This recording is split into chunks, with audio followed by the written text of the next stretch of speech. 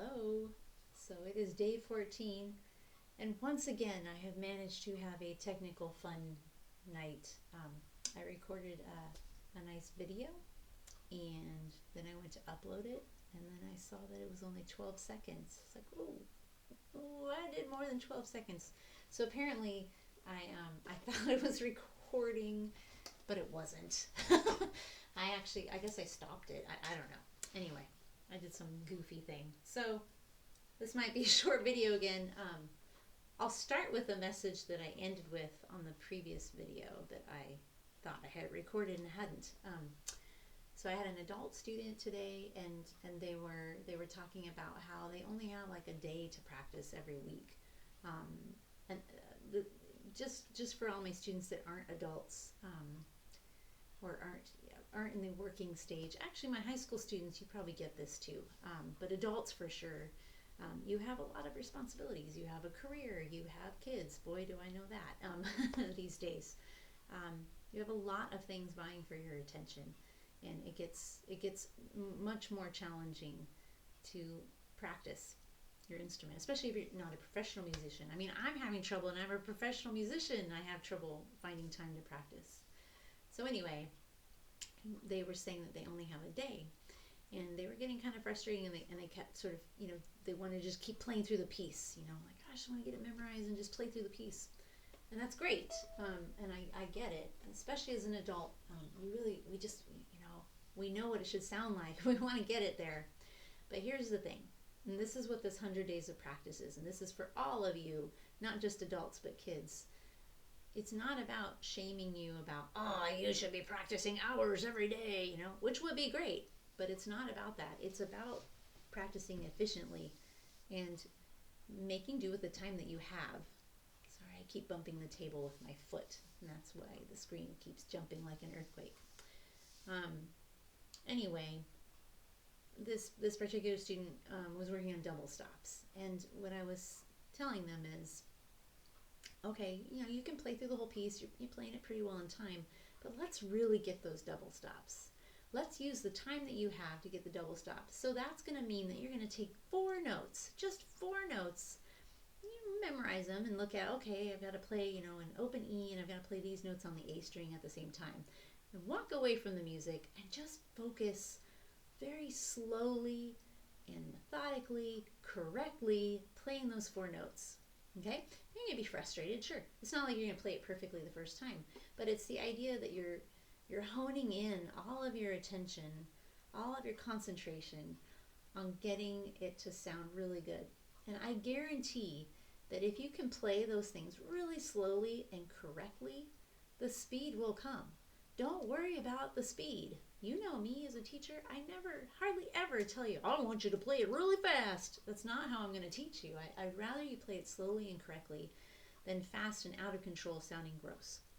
Okay?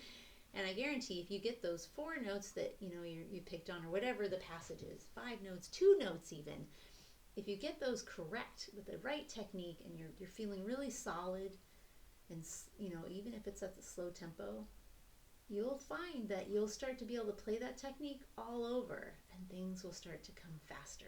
Okay? So remember, this is not about the amount of practice, it's the quality of practice. Okay?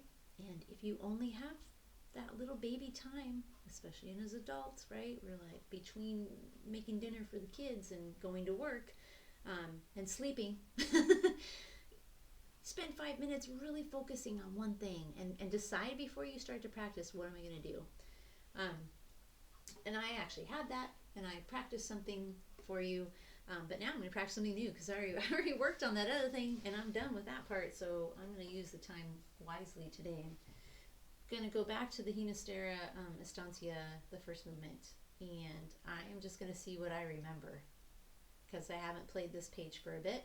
We didn't have orchestra this week, so it's definitely like in a file cabinet way in the back. Let's see if I can access it.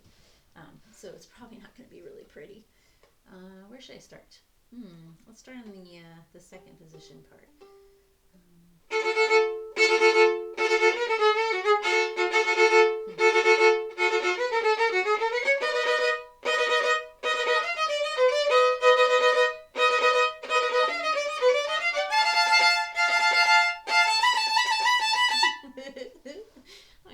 lost two bars there.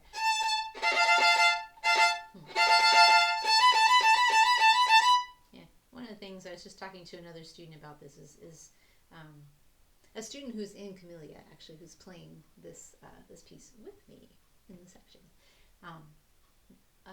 Deciphering when it's unison, when it's divisi. That's that's a little bit tricky, and so that's exactly what happened. I kept trying to do unison, being two notes at once, right?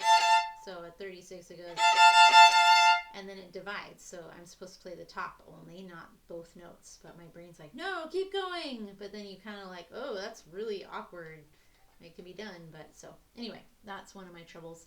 It wasn't too bad. I mean, it would kind of fly by, but as I said, we can get this better.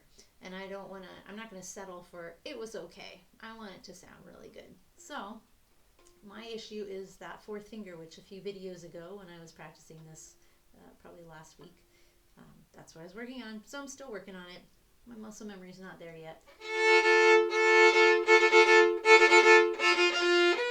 The tritone, right? The extension.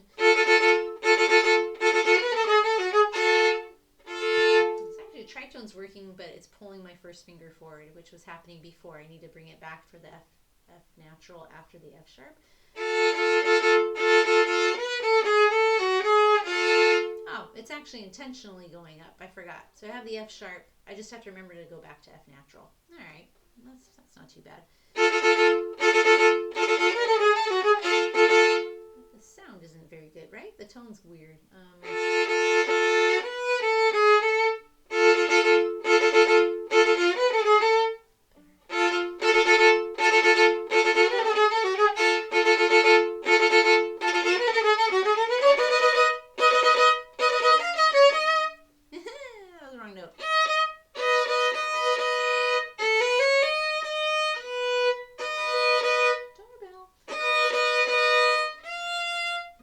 Tucked underneath my 4. Not very comfortable, but it'll work.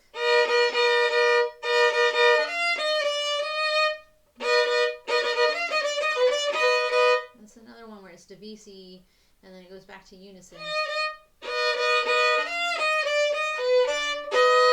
Doesn't give me much time to do that either.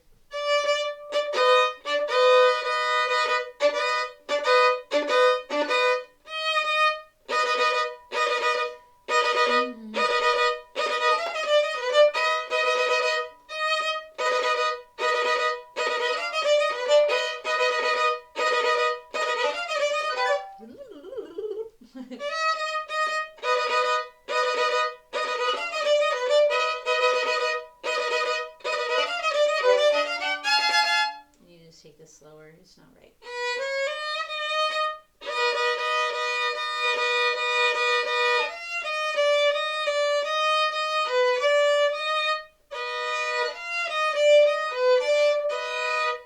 B is not sounding so great.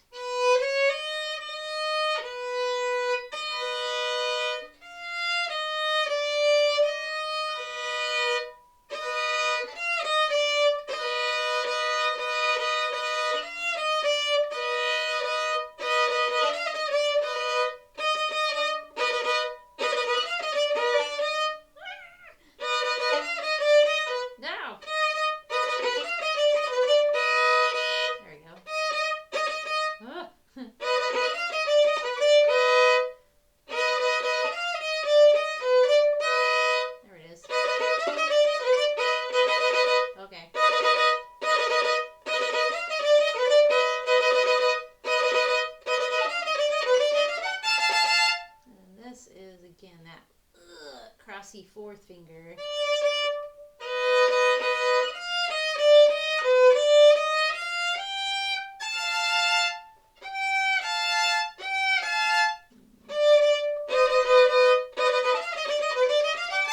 You just have to, it's doing like a curtsy, right? You're taking your leg and swinging it underneath.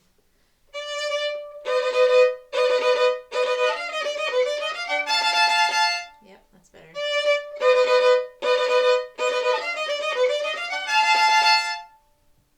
Should be an up bow. Why is this weirding out? Something's weirding out. Let's see.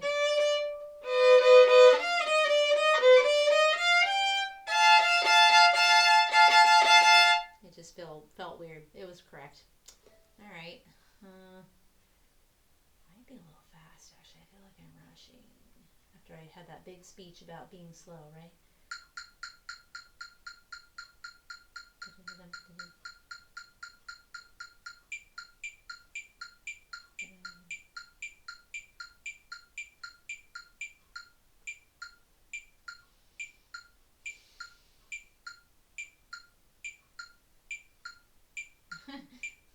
What is happening? Let's see. Let's put this back on 6/8.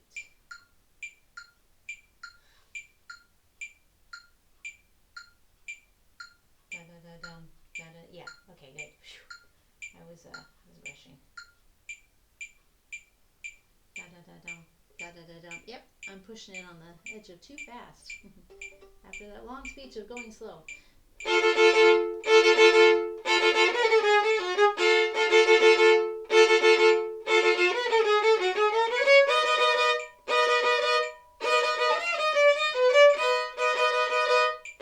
Come on, Raylan.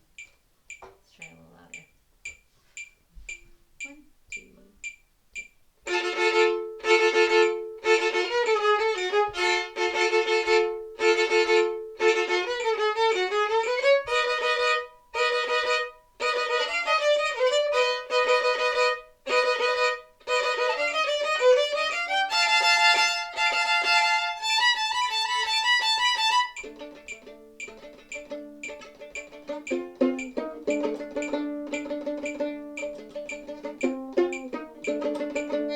Nice. I approve. That was much better. We'll see. Maybe I'll hit it again tomorrow night and see how it feels, if I can remember it. Okay, that's enough. I made a longer video than I said it was, but that's okay. It's just me practicing, right? You don't have to watch the whole thing. And I hope you at least are inspired, like I said, to have that purposeful practice, right? And not be in a hurry to get through things. The speed will come. All right? For those of you who are celebrating tomorrow, happy Easter. I will see you tomorrow for day 15. Thanks again.